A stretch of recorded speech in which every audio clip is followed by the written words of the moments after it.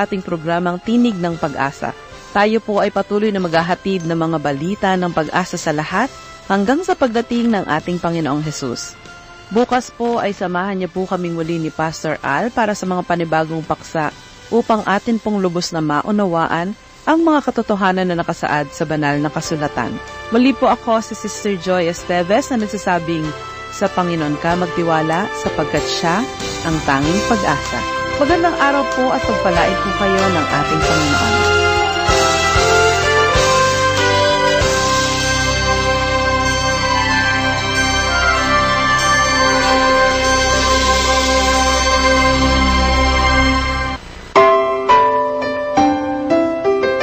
Ito ang Adventist World Radio 89.1 FM. Sa mga na-miss ninyong programa, magtungo sa ating YouTube channel, Adventist World Radio Manila. Ang ating YouTube channel, Adventist World Radio Manila.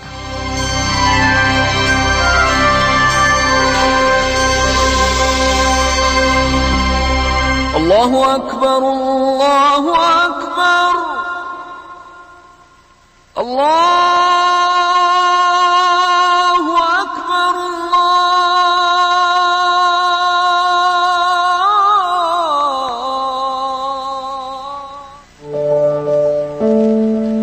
Assalamualaikum and welcome to Prayers of Peace, a special Ramadan radio broadcast series dedicated para sa mas malalim na pag-unawa ng spiritual essence ng Holy Month of Ramadan.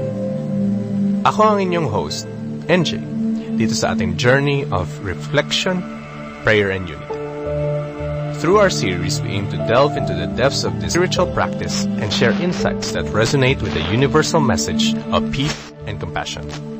Samahan niyo kami araw-araw dito sa 89.1 FM. Bismillahirrahmanirrahim.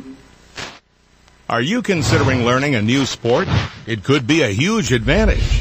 Recent research found that men who improved their physical fitness reduced their chance of death by 44%. Middle-aged and older men who began a moderately vigorous sports activity like cycling, soccer, basketball, or hiking lived longer. They also have lower rates of death from heart disease. It is time to get off the bench.